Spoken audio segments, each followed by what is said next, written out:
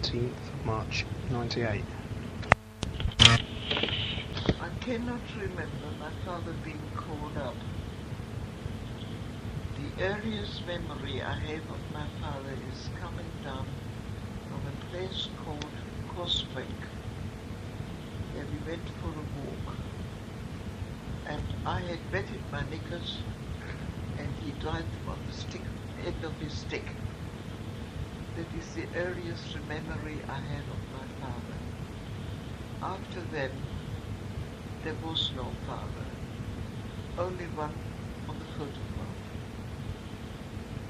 My father was, I don't know whether he volunteered or called up. And he was at the Western Front to begin with. We went through the Somme, fight in the Somme, fight in the Ardennes. I don't know whether there was any other major fight that is of any great interest. Michael has photographs, or the photographs were postcards of the devastation of the Somme and Ardennes. And I hope, well, I know he's looking after. He came home on leave, and Lore and I were playing in the yard with other children. When there was a man at the window calling down, "Lurken!" And Lore ran, "Father, father!" And I stood there, said, "My sister's father has come.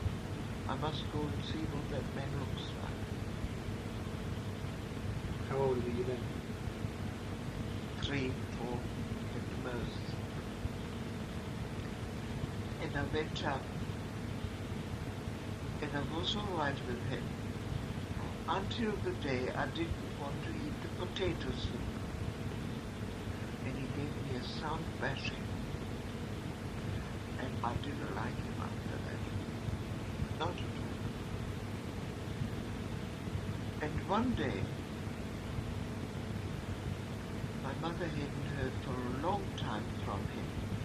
There came a postcard. And I remember sitting on the tram to go to Hagen to visit my aunt for some reason. We went to Hagen, which is the main town next to Husby. Husby is now incorporated in Hagen. And there was a lady on the tram, and she said, "Have you heard from your husband, Mrs. Rosenthal?"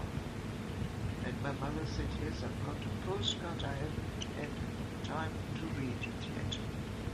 She said, "Thank goodness for that. I was supposed to come and see you to tell you your husband was missing."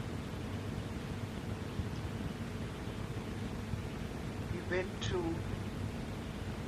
Poland and we went to Russia as well. In Poland, it was on a Saturday evening or on a Friday evening, most probably a Friday evening before the outset of Shabbat. And he was taken to a house, and he saw that there were Jewish people. And he took the tefillin. He came in and said, "Good Shabbos." And they didn't believe him. He said, "Then read to us." And they gave him the tefillah upside down. And he turned it round and read Friday evening prayer to welcome the Shabbat. Not long afterwards, people came into the house and demanded food from the Jew. And my father got up and pointed his gun at them and said, "If you don't leave these people alone, I'll shoot." And they went away. Were they Germans that did that? No, they were Polish. How far into Russia he got, I don't know.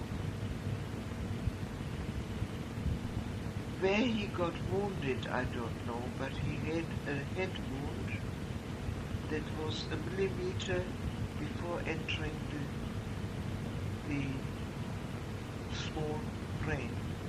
I don't know what the small brain is in English. What's the word in German? Das kleine Gehirn. He also was wounded in his leg, and he lived and had a shrapnel in his leg, right leg, all through his life. Why they didn't operate it out, maybe it was lodged in an open place. I also remember him being there walking with a stick, and something fell down and somebody came to pick it up for him, wouldn't allow him to bend down because he knew he was seriously wounded. I also remember he had the transport of fever people to take to a place called Nancy. I don't know where he was supposed to go, but they were also exhausted. They went to sleep. So did he. He was lucky not to be court-martialed. And when he woke up, he said, "Boys, keep quiet. We've just crossed the border. We are in Germany." And they went to Merzig. Merzig. I think that is in Alsace or in Lorraine, and I think it's Alsace. And my mother came and asked me, "Do you think you could get up very early sometime?" And for me sometime was when I was 15. And I said, "When I'm 15. And my mother said, "Yes, when you're 15. Oh, I said, "I can get up then." And the next morning at 4 o'clock, I was raked out of bed. And we went to Merzig. And I had a fear of the train, the outside covering of the train. I had a feeling that was hot, maybe because the engine in front had steam. And they had to lift me into the carriage. And we went to Merzig, and we had a very nice room with a lady who also had a goat in the garden. And that goat and I, we were great pals. And I watched that goat jumping up at the cherry tree, fetching the leaves down, at the same time dropping coffee beans. You know what I mean? Yeah. And I so liked that, that I enticed that goat to jump up the next branch to get cherry leaf, but it didn't always drop any coffee beans. I was very disappointed. And when we got outside, there was my father marching. I don't know where they had to go to. And I ran, "Father, Father," to see him. And he lifted me on his shoulders. And the officer in charge smiled and he said, "Just you carry on." And he didn't tell my father, he couldn't carry me. And he didn't carry me very far. He had to put me down because he was on maneuvers or something to do with regimentation, because they had all marched in rows. What year was this one?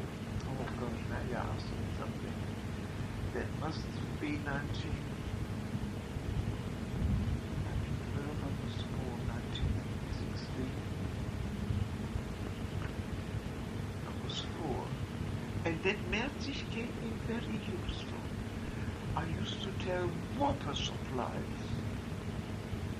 realize, and if they asked me where did that happen, I used to say in Leipzig, because nobody could check up on it. It was very useful in Leipzig. I even remember my mother having had a boiled egg, which was a rarity, and I dropped it. But she didn't say a word, she just picked it up and dressed with what she could. What else do I remember of Leipzig? Not a great deal more.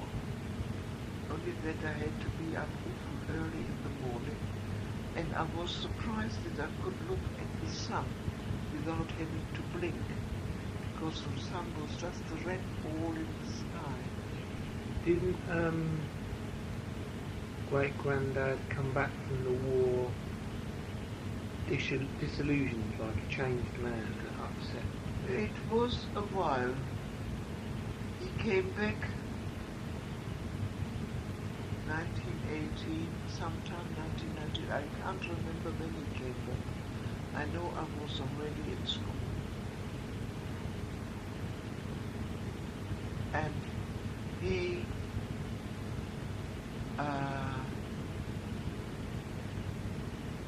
refused to take a war pension because he said he's got a business and that will keep him.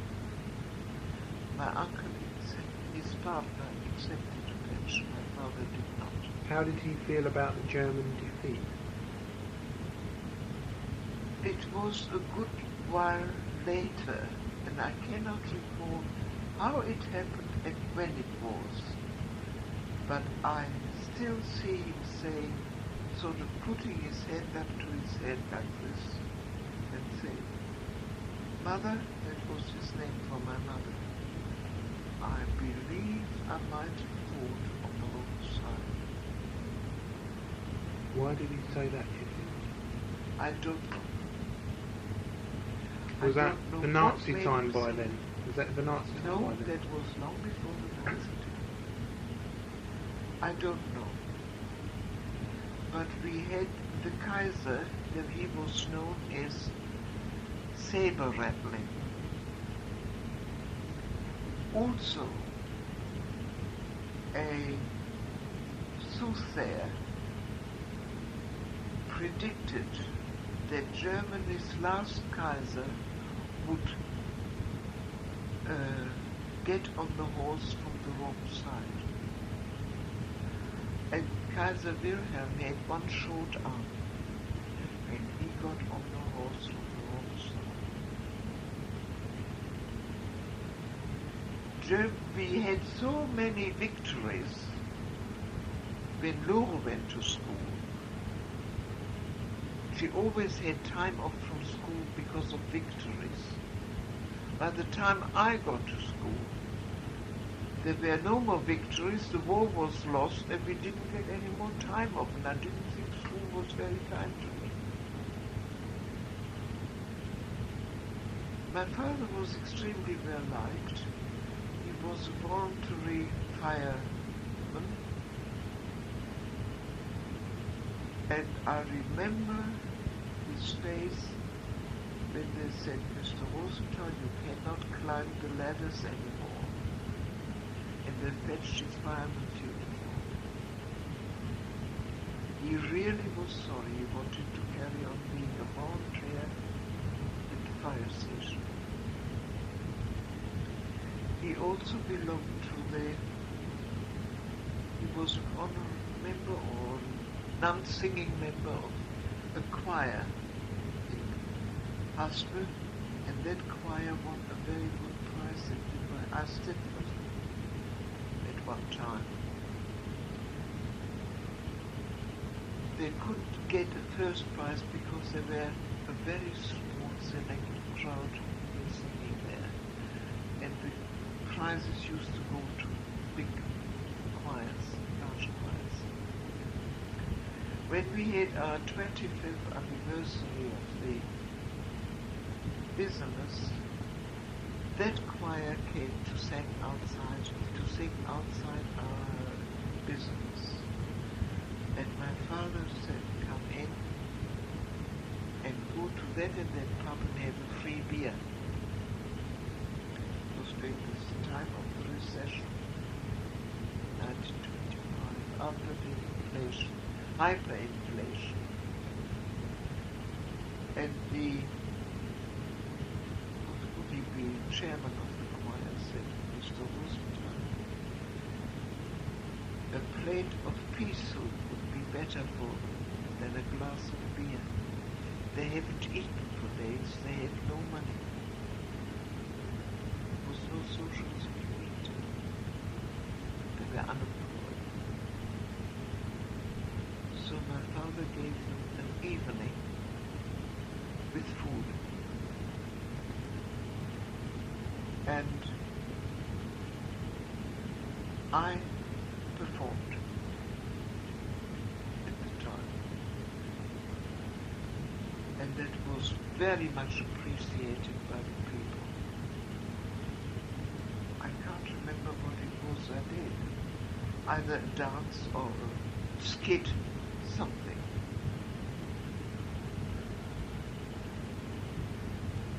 And we had the start of the business at our place and once at my father's partner's place. I was told later that they preferred my mother's food, but the other, my aunt was quite a good cook. I don't want to say anything against her, but the atmosphere apparently at our house was nicer. Did your parents suffer anti-Semitism before the war, before the Nazis came to power?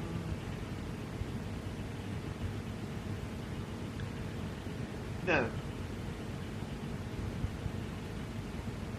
I cannot recall that they did.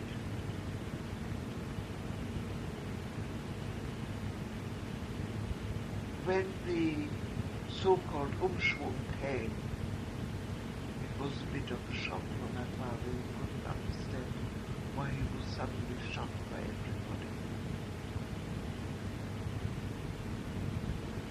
When the so-called what came? Umschwung. What's that? The turnabout. The changeover.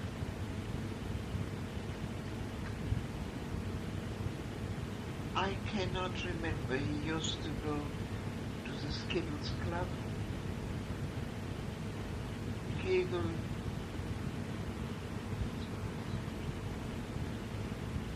Club unter uns, amongst ourselves.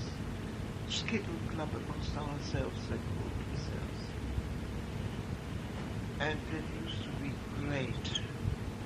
We had some lovely do's. Every New Year's Eve we celebrated together. It was nice, but from one day to the next, it all stopped. I was with my mother at a fair. I can't remember what sort of a fair it was, because I could have a horseback ride. And I was put on the horse, and I rode, and the owner came to my mother and said, "Teach that girl to ride, she is a natural." I've had that so often. And my mother told my father, and he said, "No. You are not going to Tattersall. I am not getting you a horse, and you are not going to learn to ride. You're a Jewish girl, and you stay nicely back. Don't push yourself, and don't show off." He wouldn't do it. Remain nice and what would you call it? Humble, almost.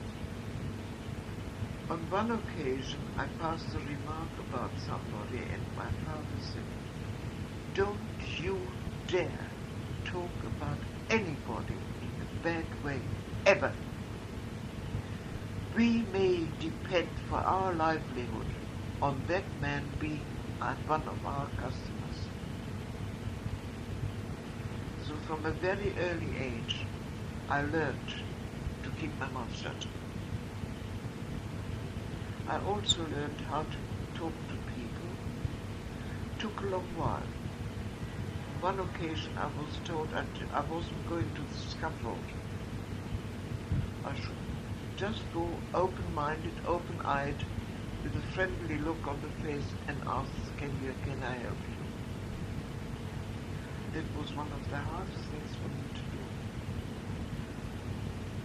I wanted to go to Spandau, to the University of Sport. The first year when I left school, I'd just recovered from inflammation of the kidney base through too much sport. Too much tennis. I was at the tennis court at 6 o'clock in the morning and at 8 o'clock at school. And homework, back to the tennis court. And the following year was 33 and I wouldn't have been accepted at Spandau. I matriculated in 32.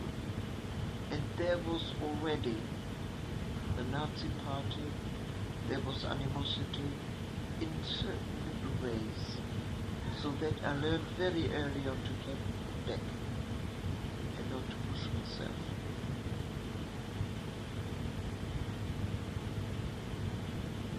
And today I'm glad I didn't get to Spandau, because that was the place where the SS was trained later on. And I would have hated to have been connected with that name of the university. It was a proper university like Loughborough is. But I always wanted to do sports, and I still cannot stop watching sports items on the box. And when somebody does something wrong, I know straight away it's wrong. And I tell them off though they can't hear me. And I'm very glad that you've taken over the sports bit, with skiing and snowboarding and that sort of thing. It's nice to know that somebody in the family has inherited a little bit. And that's why I feel so very frustrated at times now that my legs aren't always carrying me anymore, and that I'm tired and that certain things I just can't do. But I have to just accept it with good grace. What else do you want to know? That's it. It's good.